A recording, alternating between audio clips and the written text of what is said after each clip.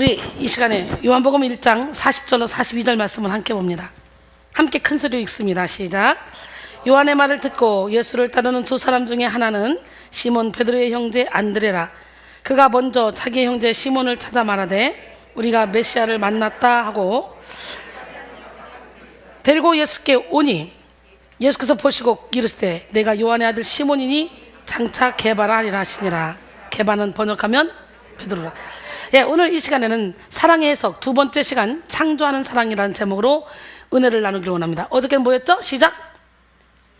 징계하는 사랑이죠. 징계하는 사랑. 하나님이 사랑하는 자를 징계하신다 그랬잖아요.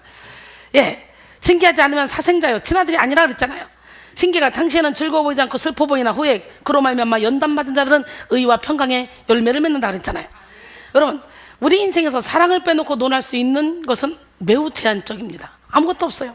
사랑은 우리 인생의 깊이를 더하고 인생의 의미를 더해주는 중요한 역할을 감당합니다. 그래서 누구나 사랑을 원하고 또 누구나 사랑을 기다리죠. 사랑을 줄 수 없을 만큼 가난한 자도 없고 사랑을 받을 수 없을 만큼 부유한 자도 없습니다. 나는 부자야, 사랑 필요 없어 이런 사람 손 한번 들어봐. 나는 너무 가난해서 사랑을 줄 수 없어 하는 사람 손 한번 들어봐. 없죠? 예, 제 눈빛에서 사랑의 하트가 뿅뿅뿅뿅 뿅 나가지 않습니까? 오늘 이 시간에 여러분 모두가 다 사랑으로 역사하시는 하나님을 몸몸으로 체험해야 돼요. 예, 사람들은 자신에게 만족이 되는 사랑, 기쁨을 주는 사랑, 설레임을 주는 사랑, 행복을 주는 사랑을 찾습니다. 특별히 인간은 관계 속에서 주어지는 사랑을 통해서 큰 행복을 느끼죠. 관계를 통해 사랑의 대화를 나누며 사랑으로 헌신하며 희생할 때 성장의 열매가 맺힙니다. 사랑의 깊이는 성장 속도와 비례합니다. 성숙한 사람은 상대방의 작은 사랑에도 큰 감동을 느끼고 그 감동의 여운을 오래도록 지속합니다. 성숙한 사람일수록 한 번 받은 사랑도 평생 잊지 않습니다. 기억합니다. 감사와 감격을 잃지 않죠. 대표적으로 자녀를 향한 부모의 사랑이 그렇잖아요. 부모는 자녀를 위해 희생하며 큰 사랑을 부어주면서도 자녀에게 편지 하나 받든지 아주 작은 선물 하나 받아도 전부를 다 받은 것처럼 기뻐합니다. 난 여러분들이 영적인 실력을 쌓기를 원해요. 뭘 쌓기를 원해? 예, 여러분 부모님은 작은 선물 하나만 받아도 감동을 해요. 그러니까 자녀가 요만한 거 하나만 주면 부모는 이렇게 주고도 요만한 거 받고도 감사하고 기뻐한다는 거지. 그 감동을 평생 마음에 안고 살아갑니다. 반면 어린 사람은 상대방의 큰 배려와 사랑에도 감사하지 않습니다. 자기가 원하는 것을 계속적으로 요구할 때가 많이 있습니다. 또한 사랑을 느끼다가도 금세 감사를 잃어버리고 또 다른 것을 요구하죠. 이는 마치 어린아이의 모습과 같습니다. 어린아이들은 그토록 원하던 장난감을 손에 쥐는 순간 감동하지만 금세 또 감사를 잃어버리고 또 다른 것을 요구합니다. 즉 같은 사랑의 깊이라 할지라도 받아들이는 사람의 그릇에 따라 반응이 다 다르다는 거예요. 하나님의 사랑 또한 마찬가지예요. 하나님의 사랑 한이 없습니다. 끝이 없습니다. 우리가 요만한 것만 잘해도 하나님은 한없이 칭찬하죠. 제가 여기서 설교할 때 참 제가 칭찬의 대가 아닙니까? 누군가가 나의 마음을 감동시키고 하나님 마음을 감동시키면 저는 100번, 1000번, 10,000번 우려먹잖아요. 그러니까 우리 신랑이 그만 좀 해. 다 알으니까. 이제 그만해. 다 알으니까 그러잖아요. 예. 근데 이렇게 하나님의 마음이 그렇다는 거예요. 우리가 요마저만 잘하면 그냥 칭찬하고 싶어 하는 거예요. 할렐루야! 체스터턴은 그리스도는 인류를 통째로 사랑하신 것이 아니라 사람 하나하나를 사랑하신 것이다 라고 했어요. 하나님은 우리에게 동일한 사랑과 은혜를 베푸시며 포기하지 않는 사랑으로 우리를 기다리시는 선한 분이십니다. 그러나 성도마다 그 사랑에 대해 각기 다른 반응을 보이죠. 어떤 성도는 예수 그리스도의 십자가의 사랑에 매료되어 일평생 자기 삶을 다 드리며 하나님을 위해 더 드릴 것이 없어 안타까워합니다. 매 순간 자신을 향한 하나님의 사랑을 누리며 그 사랑을 삶의 원동력으로 삼아 피곤과 낙심에 빠지지 않습니다. 그저 감사와 감격이 끊이지 않는 삶을 살아가죠. 그러나 어떤 사람은 예수 그리스도의 사랑을 깨닫지 못하고 자기애에 빠져 자기 사정과 자기 형편에 갇혀 살아갑니다. 하나님께 받을 것만 계산하며 더 많이 주시지 않는 듯한 하나님을 원망하며 불신하며 살아가죠. 여러분은 하나님의 사랑 앞에 어떤 태도를 취하고 계십니까? 저는 저를 다 드려도 부족할 뿐이에요. 체력이 약해서 체력이 딸려서 더 많은 일을 하고 싶은데 못할 뿐이에요. 저는 24시간 살잖아요. 24시간 그냥 잠자는 것도 그냥 이렇게 일하다가 그냥 잠들지 내가 자야지 하고 작정하고 불 꺼놓고 자는 일이 거의 없잖아요. 왜? 시간이 너무 아까워요. 할 일이 너무 많아요. 여러분, 성도의 태도는 하나님의 사랑을 어떻게 해석하느냐에 따라서 결정됩니다. 우리는 신앙생활 가운데 성령 안에서 그 사랑을 해석하는 삶을 살아야 합니다. 하나님의 사랑을 해석할 줄 아는 사람은 어떤 상황에 놓일지라도 그 안에서 하나님의 크신 사랑을 깨닫고 감사하는 삶으로 나갑니다. 하나님은 자녀된 우리에게 날마다 넘치는 사랑을 부어주시며 올바른 길로 나오기를 원하십니다. 할렐루야! 하나님의 사랑은 우리의 삶의 원동력을 가져다 주는데요, 사랑의 해석은 성도로 하여금 사명의 자리, 섬김의 자리, 예배의 자리, 기도의 자리, 찬송의 자리를 떠나지 않게 하는 능력이 됩니다. 아무리 극심한 환란이 찾아와도 그 속에서 하나님의 사랑을 해석한 성도는 사명의 자리를 굳게 지킵니다. 아무리 거센 폭풍우가 불어온다 할지라도 하나님의 사랑을 해석한 성도는 지속적으로 예배를 드리며 기도할 수 있습니다. 이해할 수 없을 만큼의 극심한 고난이 찾아와도 그 속에서 하나님의 사랑을 발견한 성도는 절대로 찬송을 멈추지 않습니다. 하나님의 사랑에 강권된 사람은 영적 싸움 중에도 하나님의 사랑의 깊이와 너비와 높이를 깨달아 넉넉하게 승리합니다. 오늘 시간에 하나님의 사랑의 길이와 높이와 깊이가 어떠함을 깨달아 사랑으로 충만해서 율법을 완성시키는 기적의 주인공들이 다 되기를 원합니다. 누가 우리를 그리스도의 사랑에서 끊으리요? 환난이나 공고나 기근이나 박해나 적신이나 위험이나 칼이나 사망이나 생명이나 천사들의 권세자들의 현재일이나 장래일이나 능력이나 기쁨이나 다른 어떤 피조물이라도 우리 주 그리스도 예수 안에 있는 하나님의 사랑에서 끊을 수 없다고 사도 바울이 고백하고 있잖아요.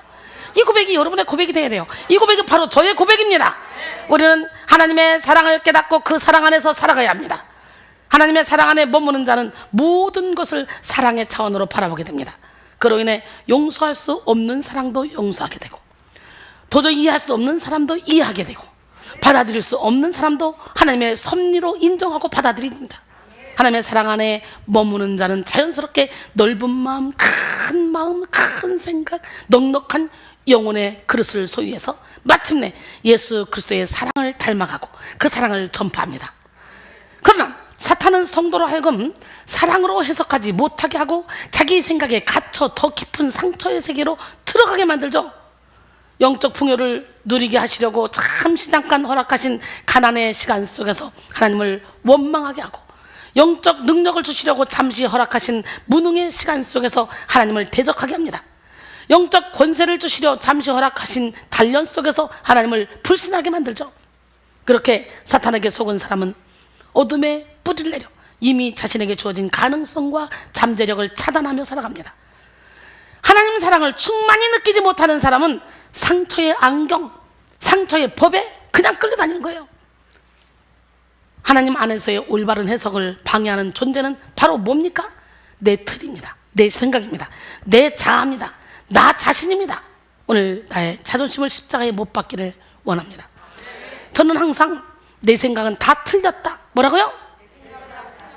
이렇게 가르칩니다. 왜냐하면 본질상 진노의 자녀로 태어난 우리는 생각이 온전할 수 없어요. 보혈의 피로 씻겨진 생각만이 제대로 된 생각을 할 수 있는 거예요. 오늘 내 생각은 무조건 틀리다. 할렐루야. 하나님의 생각과 여러분의 생각이 완전히 포개지기만 하면 무엇보다도 생명과 평안이 깃들고 평강 가운데 모든 것이 순리대로 착착착착 풀려나가게 됩니다. 오늘 우리는 이 시간 일단 내가 내 생각으로 짐작하고 해석하는 모든 방법과 이론을 완전히 다 내려놔야 돼요. 나를 내려놓을 때 우리는 사랑을 해석하는 능력을 받을 수가 있어요. 내 생각과 하나님 생각 다릅니다. 내 길과 하나님 길 다릅니다. 징계하는 사랑을 통해 변화될 수 있고, 용서하는 사랑을 통해 자유를 얻을 수 있습니다. 인내하는 사랑을 통해 견고해질 수 있고, 시험하는 사랑을 통해 성결해질 수 있습니다. 바로 이 시간 우리는 모든 틀을 깨뜨리고 하나님의 사랑을 깨달아야 됩니다. 그런데 오늘 우리는 사랑을 해석하되 창조하는 사랑을 깨달아야 돼요. 하나님의 사랑은 창조하는 사랑입니다. 하나님은 우리를 사랑하셔서 천지를 창조하셨고, 창조를 통해 하나님의 완전하신 선을 드러내셨습니다. 창세기 1장 1절 시작. 태초에 하나님이 천지를 창조하시니라. 할렐루야. 하나님의 장엄한 말씀이 선포될 때마다 빛이 나타났고 하늘과 땅이 출현했으며 해와 달과 별이 지음받았잖아요.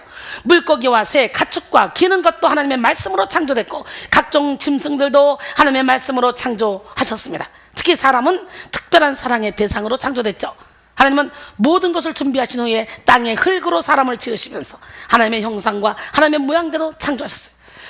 사람의 영혼 안에 하나님과 교제할 수 있는 능력을 부여하셨고 하나님의 성품에 참여할 수 있는 가능성을 허락하여 주셨습니다. 이렇게 창조된 첫사람 아담에게는 부족한 것이 없었어요. 그는 땅에 있는 모든 것을 다스리고 정복했고 각종 들짐승과 공중의 각종 새의 이름을 지을 수 있을 만큼 지혜로웠습니다. 하나님이 돕는 배필로 주신 하와와 친밀한 사랑을 나누며 충만한 기쁨 안에 있었습니다. 그러나 아담과 하와는 사탄의 미혹에 넘어가서 하나님이 금하신 선악과를 먹어버리고 말았네. 이로 인해 하나님의 피조 세계는 죄로 인해 타락하게 됐죠.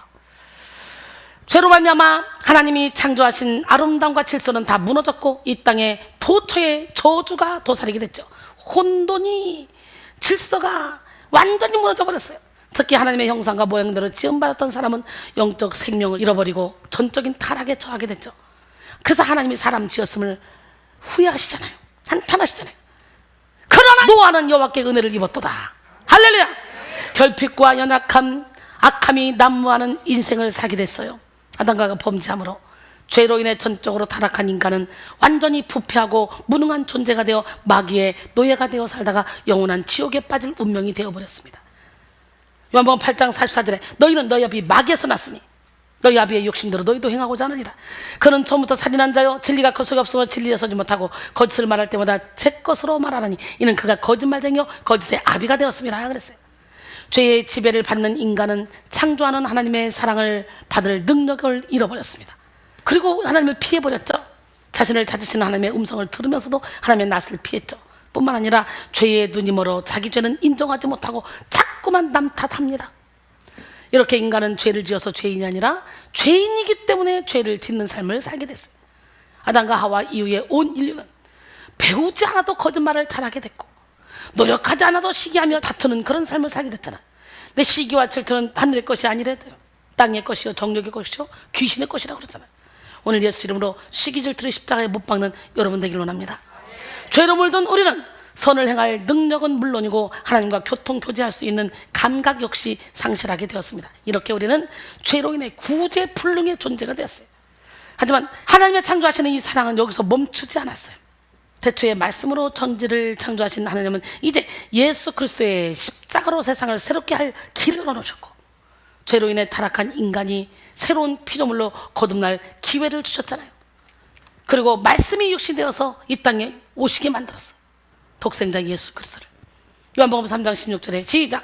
하나님이 세상을 이처럼 사랑하사 독생자를 주셨으니 이는 그를 믿는 자마다 멸망하지 않고 영생을 얻게 하려 하심이라.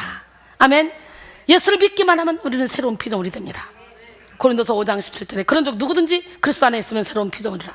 이전 것은 지나갔으니 보라 새 것이 되었도다. 우리 새로운 피조물답게 살아갑시다. 영국의 어느 마을에 목사가 새로 부임을 하여 설교를 했습니다. 바닷가 마을에 어머니를 여인 소년과 소년을 목숨보다 사랑하는 등대지기 아버지가 있었습니다. 어느 날 소년은 친구와 배를 타고 나갔다가 풍랑을 만났어요. 위기에 처한 아들을 구하려고 아버지는 보트를 몰고 갔는데 아들이 탔던 배가 파도에 휩쓸려 가버렸어요. 보트에는 한 명밖에 더 태울 수가 없었어. 둘을 다 태운다면 배가 뒤집어져 모두 다 죽게 돼 있었어. 순간 아버지는 아들에게 손을 내밀었어요. 아들아! 그러다가 갑자기 손을 거두었어요.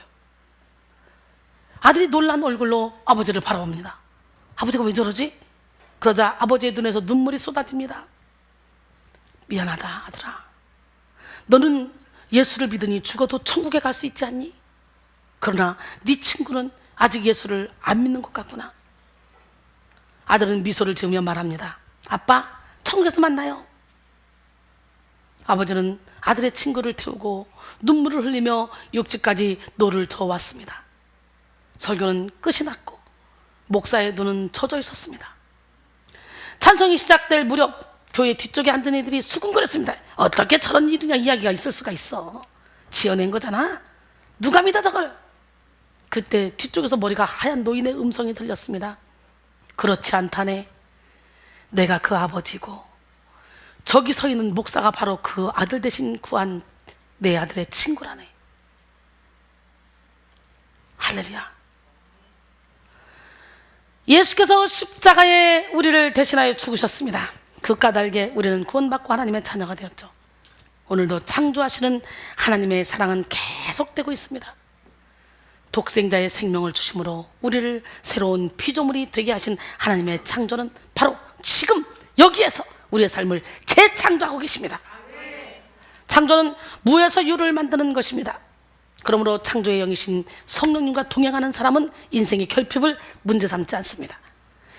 물질이 적고 재능이 적고 지식이 모자라며 힘이 부족한 것은 무에서 유를 만드시는 예수 그리스도 앞에 아무런 문제가 되지 않는다는 사실을 알기 때문이에요. 하나님은 만들어 쓰시는 분이에요.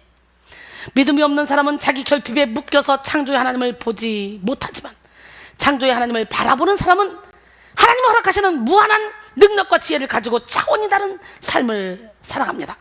그러면 우리는 뭐뭐 때문에 고통스러운 삶을 살 수밖에 없다, 이런 생각에서 벗어나서 뭐뭐일지라도 예수 그리스도 안에서 나는 모든 것을 할 수 있다 라는 삶을 살아야 합니다. 할렐루야. 내가 비록 아무것도 가진 게 없다 할지라도, 배운 게 없다 할지라도, 재능이 없다 할지라도 하나님이 내게 능력 주시면 난 뭐든지 할 수 있어. 예, 그런 마음으로 살아가야 돼요. 예, 창조하시는 하나님의 능력이 우리와 함께하면 오병이어의 역사가 현재 양적으로 질적으로 나타날 수 있음을 믿으며 자족하는 삶을 살아가야 돼요. 빌립보 4장 11절로 13절, 내가 궁핍함으로 말하는 것이 아니니라. 어떤 형편에든지 나는 자족하기를 배우느니 나는 비천에 처할 줄도 알고 풍부에 처할 줄도 알아. 곧 모든 일, 배부름과 배고픔과 풍부와 궁핍에도 처할 줄 아는 일체의 비결을 배우노라. 내게 능력 주시는 자 안에서 내가 모든 것을 할 수 있느니라. 이 고백이 여러분의 고백이 되기를 원합니다. 나가 우리는 우리의 인격과 삶을 새롭게 하시는 하나님의 창조를 기뻐해야 합니다. 갈바르트는 하나님은 사랑의 대상을 찾지 않고 창조하신다 라고 했습니다. 하나님은 사랑할 만한 사람을 사랑하시는 것이 아니라 사랑하심으로 사랑할 만한 사람으로 만들어 가신다는 거예요. 몰트만도 하나님의 사랑을 창조적이라고 했습니다. 하나님의 사랑은 모든 것을 초월하는 아가페 사랑입니다. 하나님의 사랑은 인간의 사랑과 같지 않아요. 인간은 사랑할 만한 대상을 사랑하고 조건을 가지고 사랑하지만 하나님의 사랑은 미워할 만한 것을 아름답게 만들고 거짓을 참된 것으로 만들며 악을 선으로 변화시키는 창조적인 사랑입니다. 비록 더딜지라도 하나님은 오래 참으시는 사랑으로 우리를 사랑하시면서 만들어 가십니다. 오늘도 하나님은 여러분을 사랑으로 만들어 가셔요. 여러분이 사랑할 만해서 사랑하시는 것이 아니라 하나님의 사랑으로 여러분을 존귀하게 하시고 품위 있게 하시며 영원롭게 하시는 거예요. 예, 보네포는 우리가 같이 있어서 하나님이 우리를 사랑하시는 것이 아니라 하나님이 우리를 사랑하시기 때문에 우리는 같이 있는 것이다 라고 했습니다. 하나님의 사랑은 그 자체가 전능한 능력입니다. 그러므로 창조하시는 사랑을 알 때 우리는 변화받을 수 있습니다. 하나님의 창조적인 사랑은 죄인을 의인으로 만드시고 무능한 자를 유능하게 만드시고 버림받은 자를 하나님의 자녀가 되게 하십니다. 오늘 이 시간 하나님의 창조적인 사랑을 깨달음으로 변화의 역사를 경험하는 여러분 모두가 되기를 바랍니다. 영적으로 성숙하면 성숙할수록 우리는 하나님의 전능하신 사랑이 우리를 만들어가고 있음을 인지하게 됩니다. 할렐루야. 욥기 23장 8절 10절, 그런데 내가 앞으로 가도 그가 아니 계시고 뒤로 가도 보이지 아니하며 그가 왼쪽에서 일하시나 내가 만날 수 없고 그가 오른쪽으로 돌이키시나 내가 배울 수 없구나. 하나님이 침묵해 버렸어요. 욥을 훈련시키는 시간 동안. 근데 욥이 거기서 포기하지 않았어요. 그러나 내가 가는 길을 그가 아시나니 그가 나를 단련하신 후에는 내가 순금같이 되어 나오리라. 할렐루야. 그 누구도 처음부터 완성작으로 태어나지 않았습니다. 하나님은 우리를 만들어가고 계십니다. 하나님의 창조 사역은 지금도 우리 가운데 계속되고 있습니다. 일을 행하시는 여호와, 그 일을 만들어 성취하신 여호와, 그 여호와가 말씀하십니다. 너는 내게 부르짖으라 내가 내게 응답하겠고 내가 알지 못하는 크고 은밀한 일을 내게 보이리라. 할렐루야.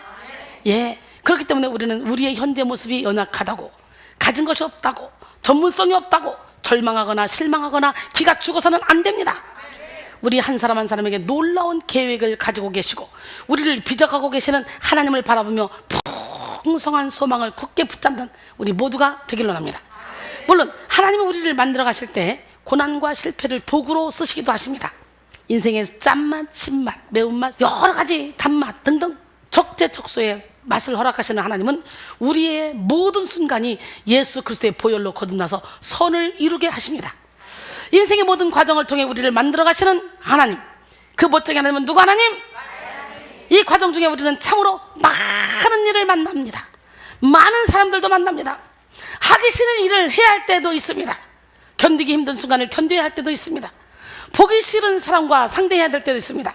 오해와 불신 속에 인간관계가 어려워질 때도 있습니다. 이 모든 것이 성숙해져가는 과정이라는 걸 깨달아야 돼요. 이 모든 것이 단 하나도 우연이 없는 바로 나를 만들어 가시는 하나님의 가르침이 숨어 있다는 것을 우리는 깨달아야 돼요. 하나님의 훈련 과정, 우리의 삶 전체에는 나와 하나님과의 비밀스럽고 인격적인 관계가 깔려있고 우리를 창조하시는 하나님의 메시지가 숨어 있습니다. 로마서 8장 28절 시작. 우리가 알거니와 하나님을 사랑하는 자 곧 그 뜻대로 부르심을 입은 자들에게는 모든 것이 합력하여 선을 이루네요. 그렇게 성숙한 사람은 모든 상황 가운데 나를 사랑하시어 나를 만들어 가시는 하나님의 메시지를 발견합니다. 결코 남 탓하거나 상황 탓하지 않습니다. 모든 문제의 원인을 자신에게서 찾고 회개하고 더 나아가 자기 자신이 깨지고 부서지고 무너짐으로 말미암아 빛을 발해서 많은 사람을 변화시킵니다. 모든 상황 속에서 감사하고 기뻐하고 즐거워하는 거죠. 로마서 5장 3절로 4절. 환난은 인내를, 인내는 연단을, 연단은 소망을 이루어준대요. 할렐루야. 야고보서 1장 2절로 4절 보니까 내 형제들아 너희가 여러 가지 시험을 당하거든 온전히 기쁘게 여기라. 이는 너희 믿음의 시련이 인내를 만들어내는 줄 너희가 알미라. 인내를 온전히 이루라. 이는 너희로 온전하고 구비하여 조금도 부족함이 없게 하려 함이라 그랬어요. 할렐루야. 예, 베드로전서 1장 6절로 7절도 보니까 그러므로 너희가 이제 여러 가지 시험으로 말미암아 잠깐 근심하게 되지 않을 수 없었으나 오히려 크게 기뻐하도다. 너희 믿음의 확실함은 불로 연단하여도 없어질 금보다 더 귀하여 예수 그리스도께서 나타났을 때 칭찬과 영광과 존귀를 얻게 할 것이니라. 할렐루야. 바로 이 순간 성령의 능력만 받으면 어떤 역사가 일어난다고? 예, 그 찬양 함께 부르면서 기적을 체험합시다. 성령님이 임하시면 능력충만 받겠네. 성령님이 임하시면 사랑충만 받겠네.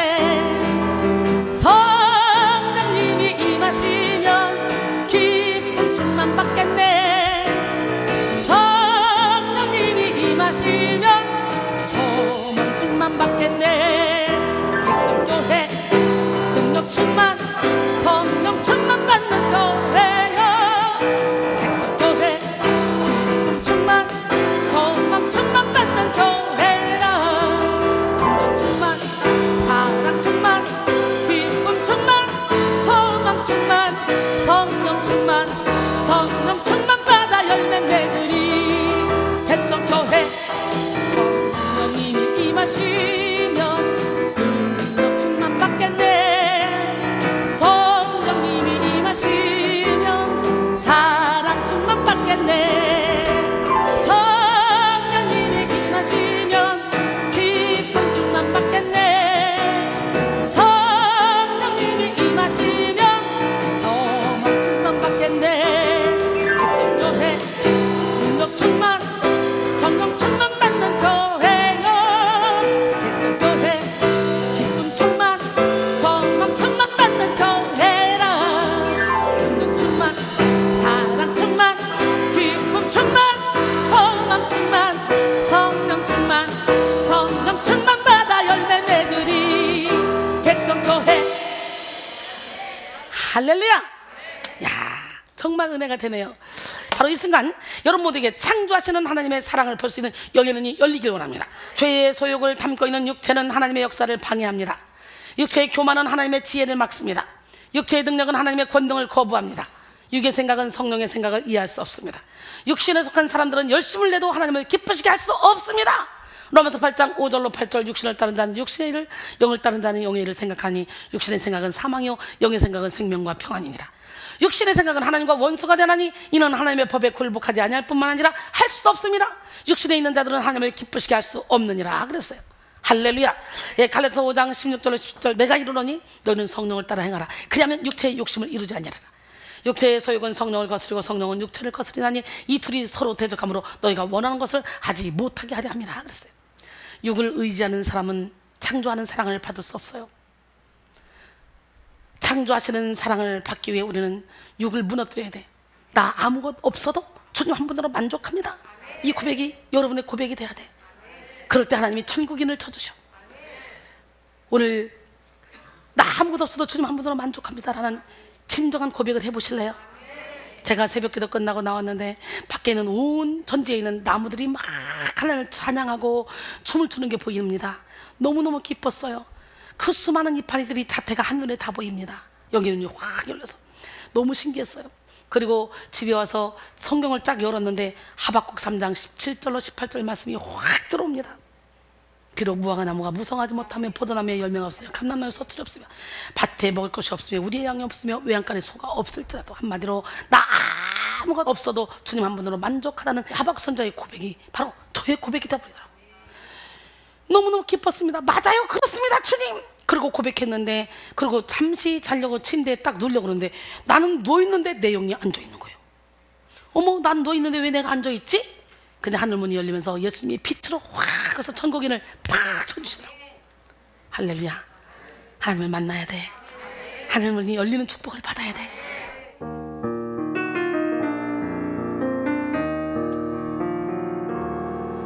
나 아무것도 없어도 주님이 있고, 나 아무것 할 수 없으나 주 하시네. 나 무력해도 주는 강하시며,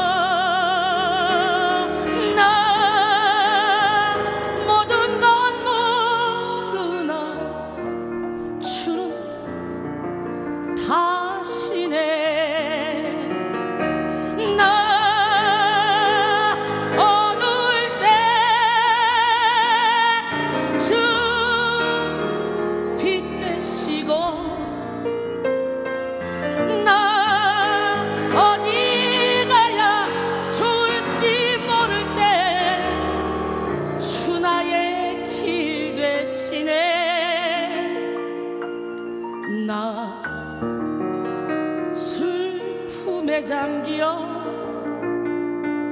낙심될 때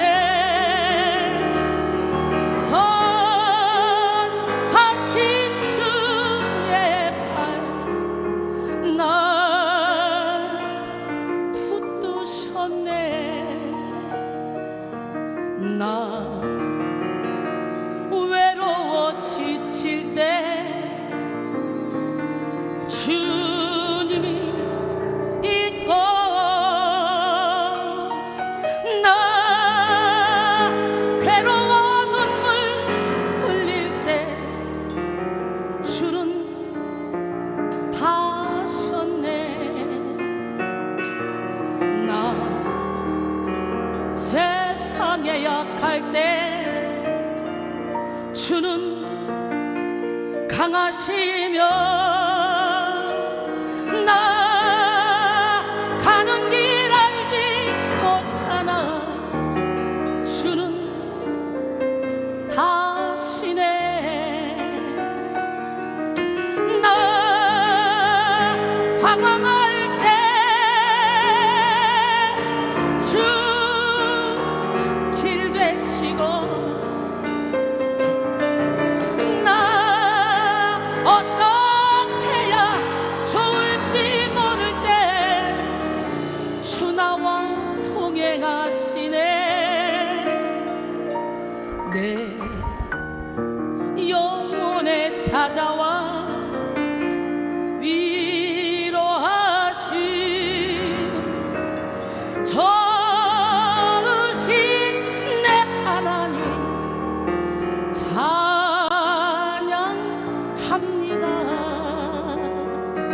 이 밤의 기도가 하늘에 상달되어 하늘이 열리고 여러분 모든 문제가 해결될 줄 믿습니다. 레이몬드 그레이먼은 예수님의 관심을 끌기 위해서는 다음 세 가지가 필요하다 그랬어요. 첫째, 자신의 부족을 깨닫는 것. 분명히 도움이 필요한 사람들, 기가 죽어있는 사람들, 겁에 질린 사람들, 자신의 부족을 인식하고 있는 사람들은 하나님께 가까이 접근할 수 있는 특권을 받은 사람이라고 했습니다. 절망하는 사람은 모든 육의 힘이 빠지고 영의 소원만 간절해질 수 있는 기회를 잡은 사람들이라고 했습니다. 사실 하나님은 창조의 능력을 행사하기 전에 먼저 육을 깨뜨리십니다. 이집트 왕자로서 잘난 모세의 육을 미디안 광야 40년이라는 시간을 통해 깨뜨리셨고, 그죠? 야곱의 사랑을 독차지했던 요셉은 육을 애굽의 노예생활, 감옥생활을 통해 깨뜨렸습니다. 기도를 통해 미디안 대군을 물리칠 때도 겨우 300명의 숫자를 가지고 13만 5천 명을 상대하도록 했습니다. 예수님이 제자들을 부르실 때도 존경받고 높임받았던 바리새인들과 서기관들을 부르시지 않고 미련하게 보이던 어부들과 사람들이 손가락질하고 있던 세리들, 이런 사람을 불러서 주님의 뜻을 이루셨습니다. 하나님은 이렇게 약한 자를 들어서 강한 자를 부끄럽게 하시며 미련한 자를 통해서 지혜로운 자를 부끄럽게 하시는 분이에요. 하나님은 하나님의 전지전능하신 능력으로 역사하시는 분이시지 사람의 힘과 능력으로 일하시는 분이 아니에요. 그러므로 우리는 우리 인생을 하나님이 일하실 창조의 터로 삼아야 돼. 고린도전서 1장 25절로 29절, 하나님의 어리석음이 사람보다 지혜롭고 하나님의 약하심이 사람보다 강하니라. 형제들아, 너희를 부르심을 보라. 육체를 따라 지혜로운 자가 많지 아니하며 능한 자가 많지 아니하며 문벌 좋은 자가 많지 아니하도다. 그러나 하나님께서 세상에 미련한 것들을 택하사 지혜인 자들을 부끄럽게 하려 하시고 세상에 약한 것들을 택하사 강한 것들을 부끄럽게 하려 하시며 하나님께서 세상에 천한 것들과 멸시받는 것들과 없는 것들을 택하사 있는 것들을 폐하려 하시나니 이는 아무 육체도 하나님 앞에서 자랑하지 못하게 하려 하심이라. 할렐루야. 성경은 현재적인 창조를 말하는 책입니다.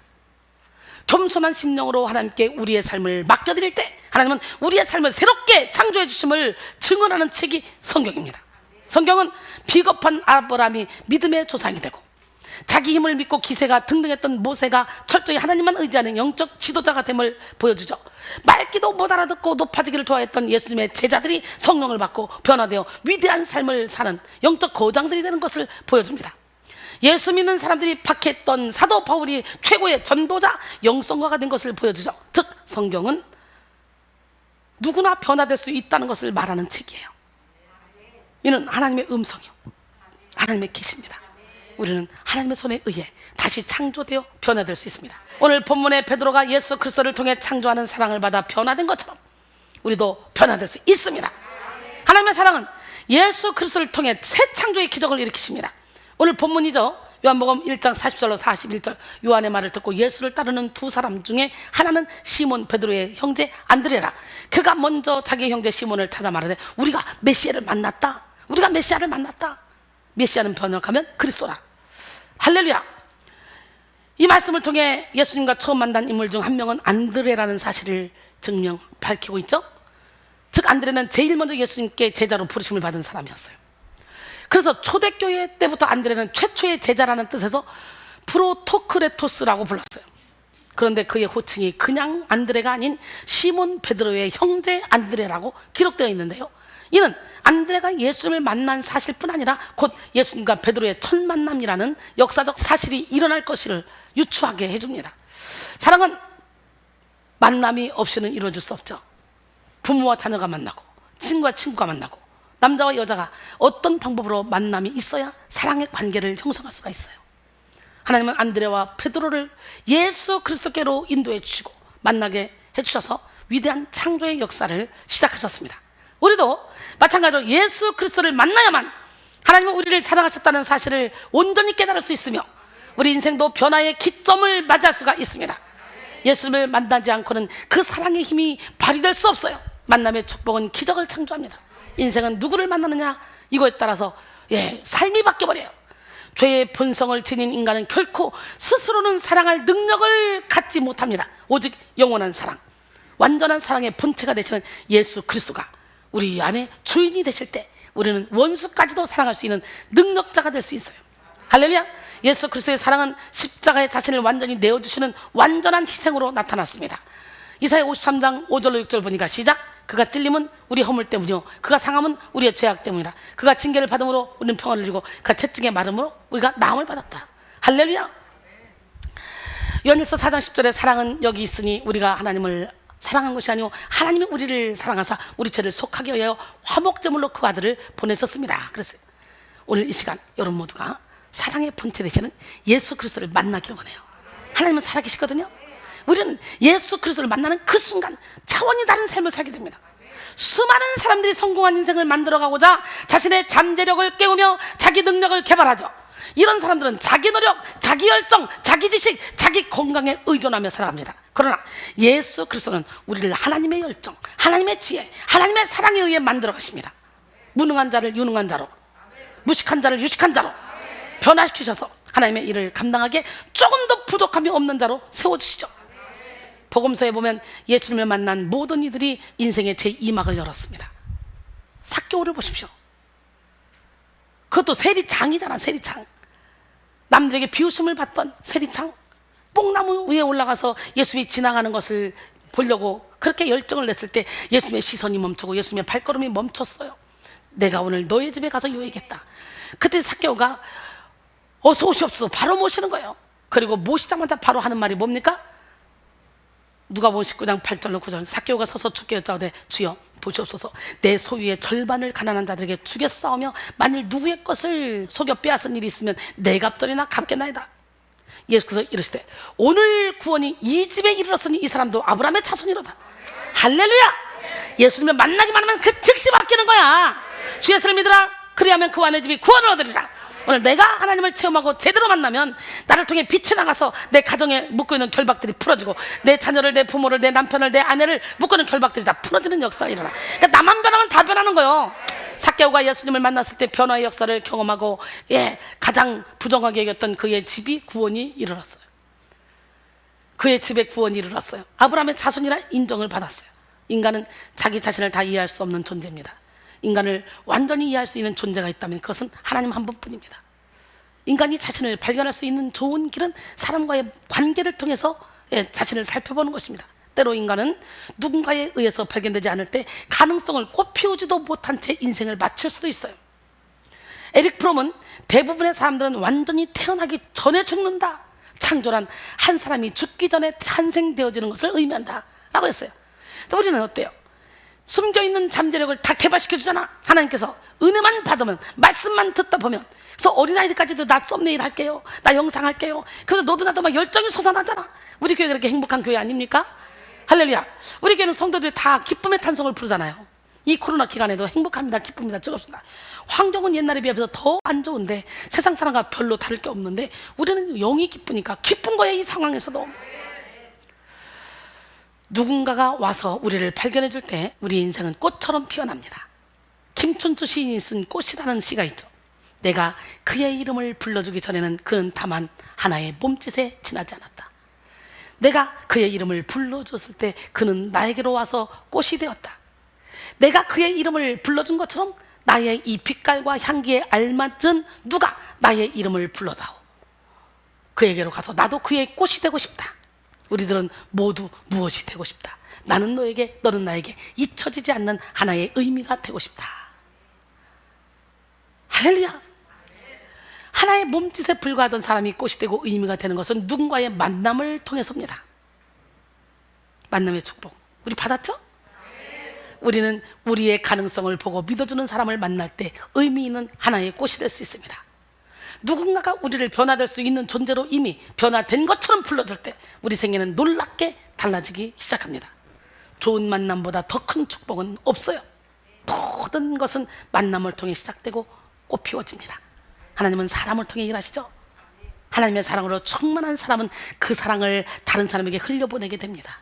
나만 하는 이기적인 사랑이 아니라 하나님의 사랑으로 주변을 살피며 사랑이 필요한 자들에게 다가가죠. 하나님의 마음을 갖고 이웃을 바라보는 영혼 사랑하는 마음을 품게 됩니다. 좋은 만남에 열려 있으십시오.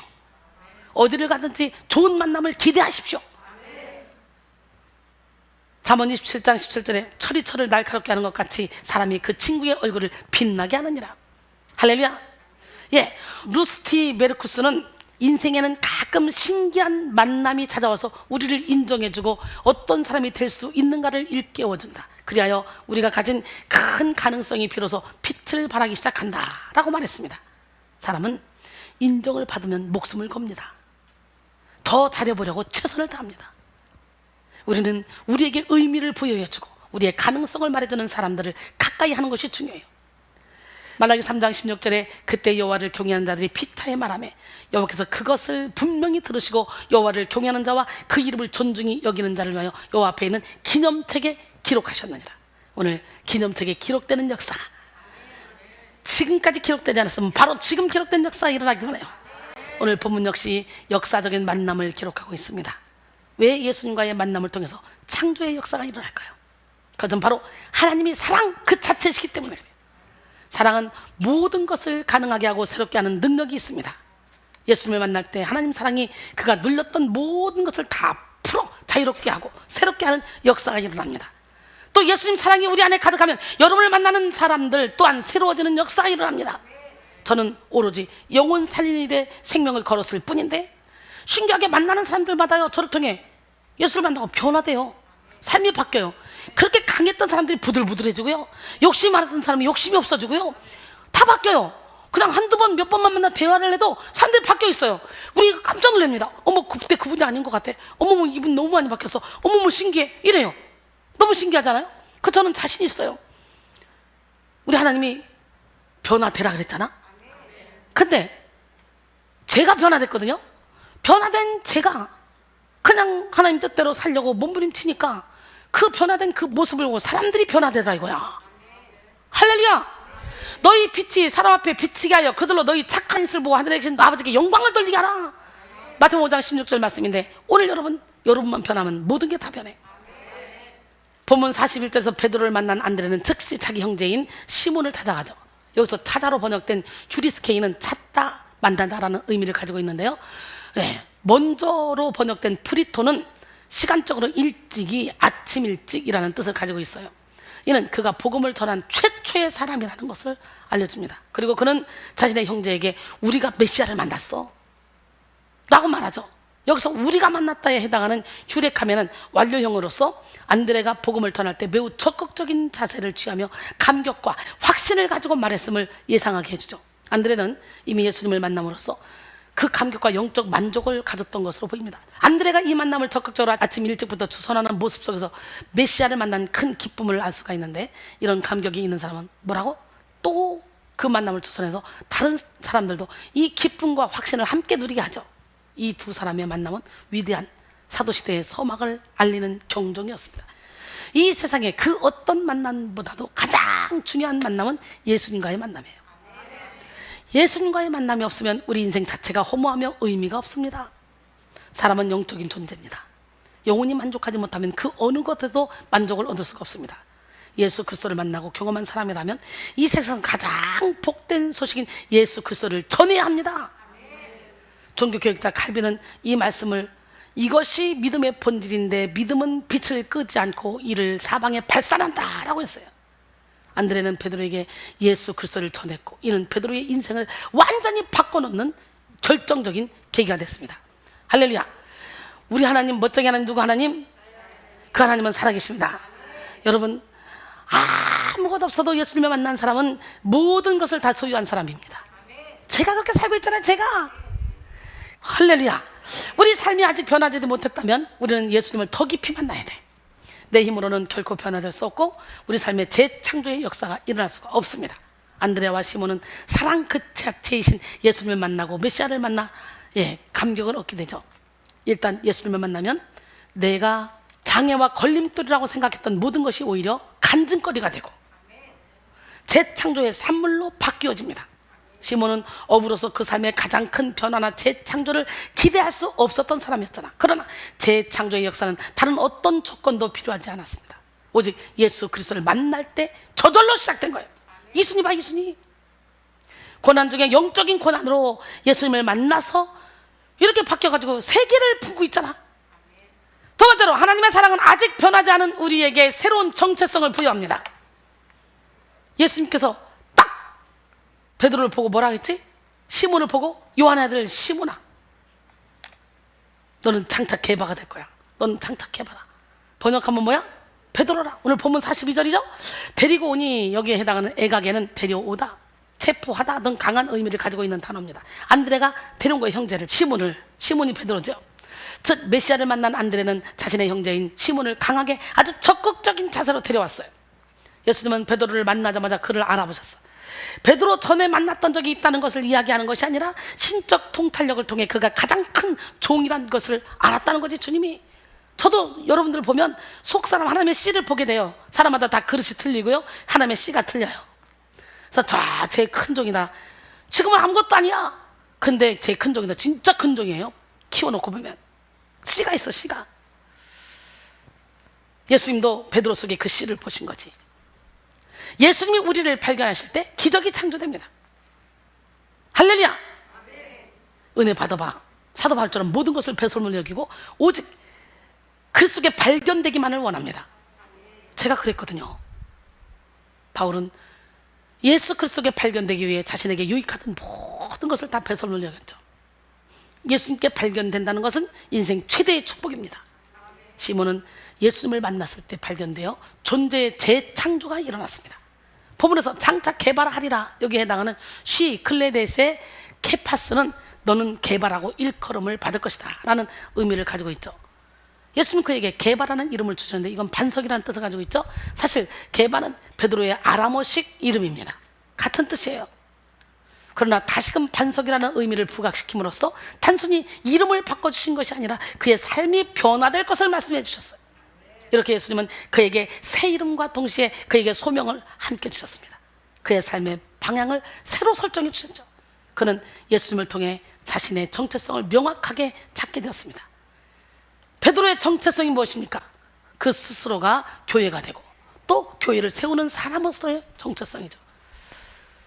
하나님께서 허락하신 권능을 가진 사명자로서의 정체성을 찾은 겁니다. 너희는 나를 누구라 하냐? 그럴 때 베드로가 주는 그리스도시여서 살아계신 하나님의 아들이라 그럴 때 비로소 너는 베드로라, 음부의 권세가 이기지 못할 거다, 내가 교회를 세우리니. 할렐루야. 네가 땅에서 무엇을 매면 하늘에 매고 땅에서 풀면 풀릴 것이다, 내가 천국을 너에게 줄게. 마태복음 16장 16절 19절 말씀이죠. 여러분, 야곱도 하나님을 만나 새 이름을 받았죠. 뭐라고? 야복강 나루터에서 막 싸우다가 결국은 이겼어요. 그리고 뭐라고 써요? 시작. 지금부터는 야곱이 아니라 이스라엘이라 하라. 아멘. 우리 하나님, 멋쟁이 하나님, 기적의 하나님, 보잘것없는 어부였던 시몬은 장차 개발하리라는 말씀을 듣고 소망이 생겼잖아요. 내일에 대한 소망과 기대를 갖게 됐습니다. 그 후에는 정말 개발, 베드로, 반석 같은 인물이 되어 초대교회의 기초를 반석처럼 든든하게 하는 역할을 했죠. 누구나 현재의 모습이 전부는 아닙니다. 반드시 미래가 있습니다. 장차가 있습니다. 예수님은 일개 무명의 어부를 주의 교회와 복음을 위해서 중요한 인물이 될 것을 예고하셨잖아요. 인간적인 관점에서 본다면 이는 현실적으로 전혀 가능성이 없어 보이죠. 그러나 예수님은 사람들이 보지 못하는 베드로를 향한 하나님의 계획을 알고 계셨어요. 그러게 예수님은 베드로를 보고 이름을 바꿔주신 거예요. 예수님과 베드로의 만남은 아주 특별한 만남이었어요. 예수님은 베드로를 처음 보셨음에도 그를 알아보시고 새 이름을 주셨어요. 이는 신학적으로 매우 중요한 의미를 가지고 있습니다. 이를 통해 우리는 예수님의 선제성과 하나님의 예정하심을 알 수 있습니다. 베드로는 이런 사실을 몰랐지만 예수님은 이미 아셨어요. 아브람도 아브라함이 되었고 사레도 사라가 되었죠. 창세기 27장에 나오죠. 이들에게는 공통점이 있는데요, 바로 하나님 눈에 발견됐을 때 그의 정체성이 재창조되었다는 거예요. 오늘 이 시간에 하나님의 눈에 발견되기를 원합니다. 여호와의 눈은 온 땅을 두루 감찰하사 전심으로 자기에게 향하는 자에게 능력을 베풀어준다 했어요. 할렐루야. 정체성은 우리의 인생을 이끄는 힘을 가지고 있습니다. 분명한 정체성으로 인해 자기 가치감이 뚜렷한 사람은 어떤 상황에도 흔들리지 않습니다. 디모데전서 6장 11절로 12절까지 보니까 너 하나님의 사람아, 이것들을 피하고 의와 경건과 믿음과 사랑과 인내와 온유를 따르며 믿음의 선한 싸움을 싸우라. 영생을 취하라. 이를 위하여 내가 부르심을 받았고 많은 증인 앞에서 선한 증언을 하였도다. 우리는 하나님의 사람이라는 정체성을 가지고 있어야 돼요. 그러면 어떤 상황 속에서도 영혼이 침체되지 않습니다. 내면의 평강을 잃지 않습니다. 정체성이 뚜렷할수록 잡생각이 사라집니다. 두 마음이 사라집니다. 하나님의 사람이라는 정체성은 담대한 삶을 살게 합니다. 하나님이 나를 얼마나 사랑하시고 하나님이 나를 얼마나 위하시는지 아는 사람은 고난이 와도 불평하지 않습니다. 시험이 닥쳐도 원망하지 않습니다. 지금 가는 이 길이 가장 좋은 길이고 지금 나에게 주어진 훈련의 방법이 가장 나에게 적합한 방법이라는 사실을 분명히 알기 때문이죠. 그로 인해 자신을 창조해 가시는 하나님의 손에 인생의 주도권을 내어드려 하나님의 뜻에 이를 때까지 연단의 과정도 포기하지 않습니다. 우리는 하나님을 만나고 그 안에서 발견될 때 삶의 재창조의 역사가 일어납니다. 나만 위하던 삶, 내 가족만 위하던 삶에서 하나님 나라 확장을 위해 귀하게 쓰임받는 삶으로 변화됩니다. 우리도 마찬가지예요. 우리는 우리의 미래를 알 수 없으나 하나님은 우리의 미래를 잘 알고 계셔요. 그러기에 우리는 우리의 현재가 만족스럽지 못하다 할지라도 낙심하거나 불평해서는 안 돼요. 하나님의 뜻과 계획을 이루어가시고 있는 과정임을 믿고 우리에게 주어진 모든 것에 믿음을 가지고 최선을 다해야 합니다. 이제 우리는 새로운 정체성을 가지고 사명을 향해 나아가는 지혜로운 성도가 되어야 합니다. 우리에게 맡겨진 사명은 하나님께 받은 사랑으로 내 이웃을 내 몸처럼 사랑하는 거예요. 그래서 주님께로 인도하는 거예요. 이것이야말로 새로운 정체성을 선물 받은 하나님의 사람에 합당한 도리입니다. 정체성은 사실상 인생의 질을 결정짓는 핵심이죠. 베드로는 앞서 말씀드린 것처럼 업으로 알려져 있으며 성경 곳곳에서 다혈질에 학문이 없는 사람이었음을 알 수 있죠. 베드로가 만약 그런 정체성의 재창조가 일어나지 않은 상태에서 그냥 살았다면 아무것도 이룰 수 없었을 겁니다. 그저 업으로 남았을 거예요. 그를 예수님이 선택해서 이렇게 크게 사용하신 이유는 예수님의 사랑 때문입니다. 이순이 하나님이 영적인 고난을 통해 불러주지 않았다면 지금도 도래 가리키면서 아마 음악의 노이로제 걸려 있을지도 몰라요. 근데 우리 하나님께서 영적인 고난을 허락하시고 저를 불러서 정체성을 깨닫게 하시고 영혼 살리는 일에 생명을 걸게 하시니 365일 시간마다 분마다 초마다 바쁘고 기쁘고 행복하고 즐겁고 많은 영혼들이 막 깨어나고 할렐루야. 코로나19로 인해 모든 게 다 침체되어 있는 상황에서 막 우리 교회는 모든 게 다 살아나잖아. 이때가 빛을 발할 때라 그랬잖아. 제가 예수님 안에 가득한 하나님 사랑이 그를 발견하셨고 재창조의 역사를 일으켜 주셨던 것입니다. 그가 인간적으로 특출한 재능이 있거나 유능해서 주님께 쓰임받은 게 아니에요. 그저 예수님의 사랑으로 인해 베드로는 선택되었고 그는 예수님의 사랑으로 인해 새로운 정체성을 확립하게 되었습니다. 우리는 예수 안에서 우리의 신분과 정체성이 완전히 변화되었고 성숙한 삶, 변화된 삶으로 나가야 합니다. 이제 우리는 새 사람이 됐어요. 이전 것은 지나갔으니 보라 새 것이 되었다. 새로운 피조물 된 우리는 새로운 피조물 같이 살아야지. 하나님의 자녀란 정체성을 가지고 살아야지. 새로운 피조물은 그리스도를 통한 재창조로 새로운 본성을 지니게 된 피조물을 가리킵니다. 또한 되었도다로 번역된 개곤에는 기노마이의 완료형으로 과거에 이루어진 사실이 현재도 그 효력이 계속 유지되고 있음을 뜻합니다. 새로운 피조물이 되었다. 할렐루야. 즉 하나님의 새 창조는 시간이 지남에 따라 달아 희미해져가는 그런 창조가 아닌 나날이 새롭게 되는 영원한 새로움이라는 사실을 분명하게 드러내는 것이죠. 당시 베드로는 반석 같다고 할 수 있는 업적이나 훌륭한 공적을 세우지 않았어요. 정체성과 소명을 새롭게 창조해 주셨지만 그는 아직도 어부였어요. 그리고 이 부르심 이후에도 베드로는 많은 실수와 잘못을 거듭했죠. 그러나 그럼에도 불구하고 그를 향하신 하나님의 사랑은 끊이지 않았어요. 결국 그는 게바의 뜻 그대로 가장 위대한 사도로서 재창조되었습니다. 실제로 바른 정체성의 인식은 우리 모든 행동과 삶을 결정짓습니다. 많은 그리스도인들이 신앙생활 가운데 자유를 누리지 못하고 성숙을 이루지 못하는 큰 이유 중 하나가 정체성에 문제가 있어요. 우리는 하나님께서 우리를 바라보시는 그 시선으로 우리 자신을 바라볼 수 있어야 돼. 하나님이 뭐라고 말씀하셨어? 베드로전서 2장 9절에 보니까 그러나 너희는 택하신 족속이요 왕같은 제사장들이요 거룩한 나라요 그의 소유가 된 백성이니 이는 너희를 어두운 데서 불러내어 그의 기이한 빛에 들어가게 하신 이의 아름다운 덕을 선포하게 하려 하심이라. 게임중에 나는 왕같은 제사장이다. 나는 택하신 족속이다. 거룩한 나라다. 나는 하나님의 소유된 백성이다. 나는 하나님의 선조물이다. 나는 명품이다.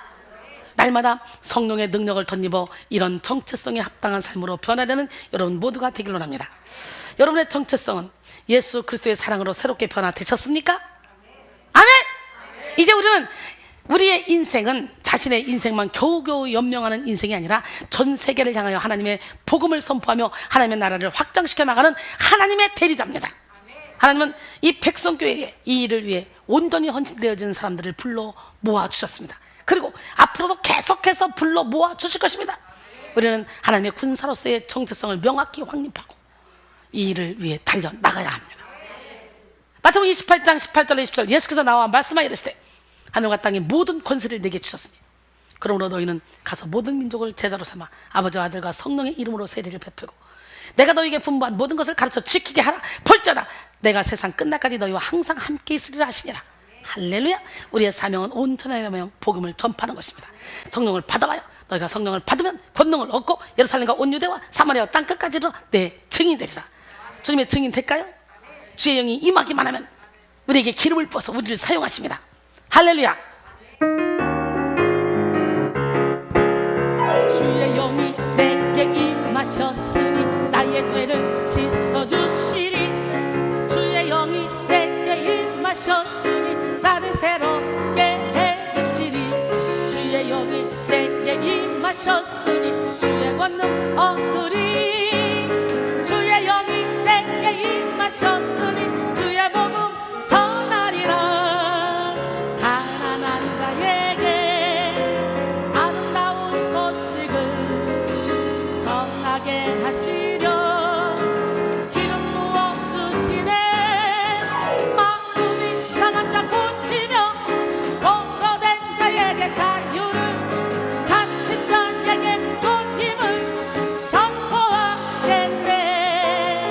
눈먼 자에게 다시 보게 함을 뚫린 자를 자유롭게 주의 은혜에 애를 전파하리라.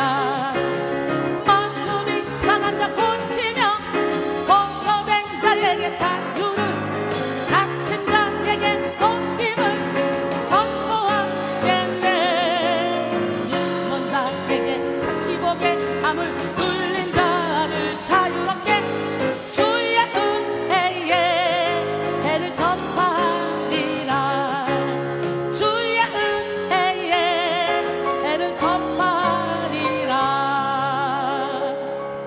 주의 영이 내게 임하기만 하면 하나님은 나를 통해 그런 놀라운 일을 행하실 줄 믿습니다. 세 번째로 하나님의 사랑은 창조적인 삶을 영위하도록 이끌어 주십니다. 여러분, 베드로는 예수님에 의해서 정체성과 삶의 방향을 새롭게 재창조받았죠. 그리고 그가 연단받고 훈련되어지고 마침내 성령으로 충만해졌을 때 그 이름대로 창조적인 삶을 살았습니다.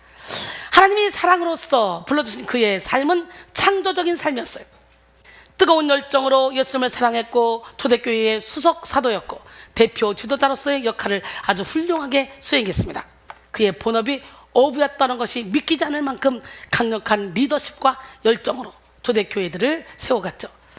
예수님이 그리스도이심을 가장 먼저 고백했던 제자였고 베드로 전후서를 기록하여 복음의 유산을 남겼죠. 더불어 서방교회 가톨릭의 일대 교황이 베드로잖아요.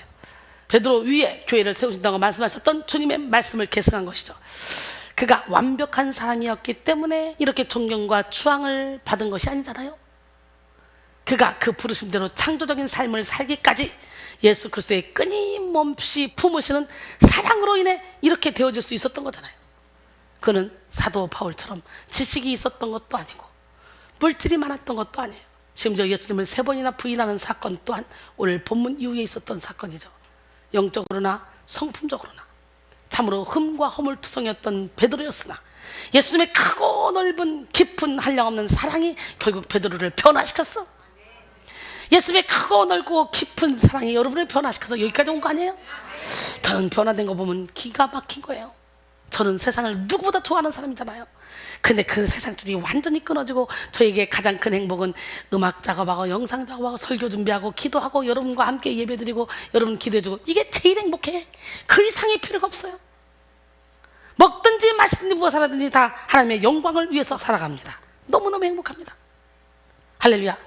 요한복음 13장 1절에 6월절 전에 예수께서 자기가 세상을 떠나 아버지께로 돌아가실 때가 이른 줄 아시고 세상에 있는 자기 사람들을 사랑하시되 끝까지 사랑하시니라. 예수님은 당신을 배신한 제자 베드로에게 찾아가셔서 확실한 성령을 약속하셨어요. 그리고 그 약속하신 성령의 불을 사모하게 하셨고 결국 그 성령의 권능을 받은 베드로는 생명 걸고 그리스도의 복음을 증거했어요. 한 번 설교할 때 3,000명, 5,000명이 회개하고 들어와 성전 미문에 있는 안전뱅이를 예수 이름으로 일으키는 역사가 일어나죠. 예, 예수 그리스도의 사랑을 뜨겁게 증거하는 능력의 사도가 돼서 움직일 때마다 베드로의 그림자만 밟아도 귀신 떠나고 병이 고쳐지는 역사가 일어나. 할렐루야! 오늘 이 능력 받아야지. 받아야지. 창조적 삶으로 변화된 베드로는 가는 곳마다 놀라운 기적과 이적과 표적을 나타냈습니다. 할렐루야. 베드로의 한 타임 설교에 이렇게 3,000명, 5,000명이 회개하고 돌아오는 역사가 나타났던 것처럼 베드로가 이와 같이 놀라운 명품 인생으로 재탄생된 것은 예수 그리스도의 창조적 사랑의 결과야. 사랑하는 성도 여러분, 다시 한번 여러분을 향하신 하나님의 창조하는 사랑을 경험하시기 바랍니다. 예수님의 사랑으로 충만한 성도는 날마다 창조의 은혜를 체험합니다. 매일매일 창조적인 은혜로 그리스도인의 기질을 발휘하고 창조적인 소망으로 열정적인 인생을 살아가는 여러분 되기를 원합니다. 창조적인 믿음으로 앞에 놓인 장애물을 뚫고 나가시고 창조적인 사랑으로 영혼을 살리는 삶을 살아가시는 여러분 되기를 원합니다. 창조적인 사랑으로 충만한 성도는요, 현재에 안주하며 시간을 낭비하지 않습니다. 그래서 수많은 열매를 맺으며 살아가죠. 너무나 명확한 사실은 주님께서 우리를 너무 사랑하셔서 우리를 부르셨다는 거예요. 특히 백성교회로 불렀다, 영원히 선교사님처럼 불렀다, 특히 70억 대의 일로 이순이와 함께 만나겠다. 이것은요, 하나님께서 여러분을 통해 새 창조를 익히려고, 창조적인 사랑을 주시려고 불러주신 거예요. 만남을 축복을 주신 거예요. 왜냐하면 오래전에 저에게 700개 전 세계의 성전을 세우라는 그 감동을 아주 명확하게 주셨기 때문에 저를 만나는 사람들 그 일을 함께 하려고 하나님 붙여준 거예요. 여러분 모두가 사명자예요. 할렐루야. 예, 그러므로 오늘 바로 이 순간에도 하나님은 우리를 향한 사랑 때문에 당신의 열심으로 우리의 전 인생을 이끌어가고 계십니다. 문제는 우리가 그 하나님의 사랑에 적극적이고 긍정적으로 반응하지 않는 것이 문제죠.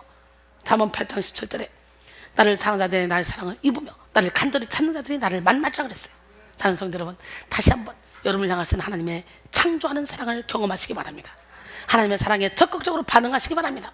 하나님이 우리 인생을 위해 예비해 놓으신 창조적인 삶을 멋지게 살아내시기 바랍니다. 결론적으로 오늘은 사랑의 해석 두 번째 시간 시작!